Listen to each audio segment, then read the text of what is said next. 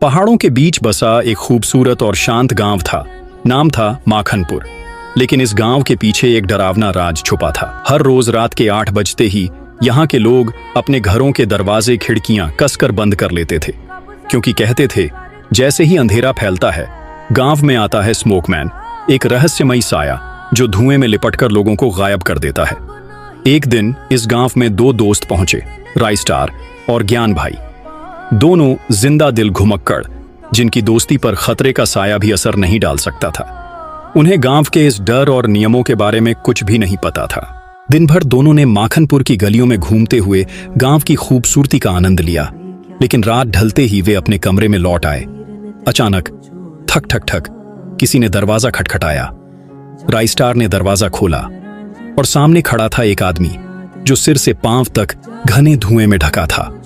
उसकी गहरी आवाज गूंजी, मैं हूं स्मोकमैन। एक पल में पूरा कमरा धुएं से भर गया। जब धुंध हटी, राइस्टार वहां नहीं था। घबराए ज्ञान भाई सुबह होते ही गांव के बुजुर्गों के पास पहुंचे।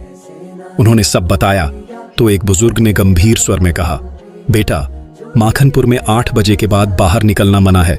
यही स्मोकमैन लोगों को उठा ले जाता है। ज्ञान भाई ने पूछा, वो मिलेगा कहां? बुजुर्ग ने धीमे स्वर में कहा, उसका अड्डा है सुनसानपुर, लेकिन वहां जान जोखिम में डालना है। ज्ञान भाई ने बिना देर किए एक फाइटर जेट उठाया और सुनसानपुर पहुंच गए। वहां पहुंचते ही ज्ञान ने फायरिंग शुरू की और चारों ओर लाशें बिछा दी। वहां उन्होंने स्मोकमैन को ललकारा, मेरे दोस्त को छोड़ दे वरना तेरा अंजाम बुरा होगा। स्मोकमैन ठंडी हंसी हंसकर बोला, तुम भी अपने दोस्त की तरह कैद हो जाओगे। ज्ञान भाई गरजे, छूकर तो देख। अचानक चारों ओर धुआं फैल गया। तलवारों की आवाजें गूंजी और जमीन कांप उठी। जब धुआं छंटा, स्मोकमैन जमीन पर गिरा पड़ा था, घायल अपनी जान की भीख मांग रहा था।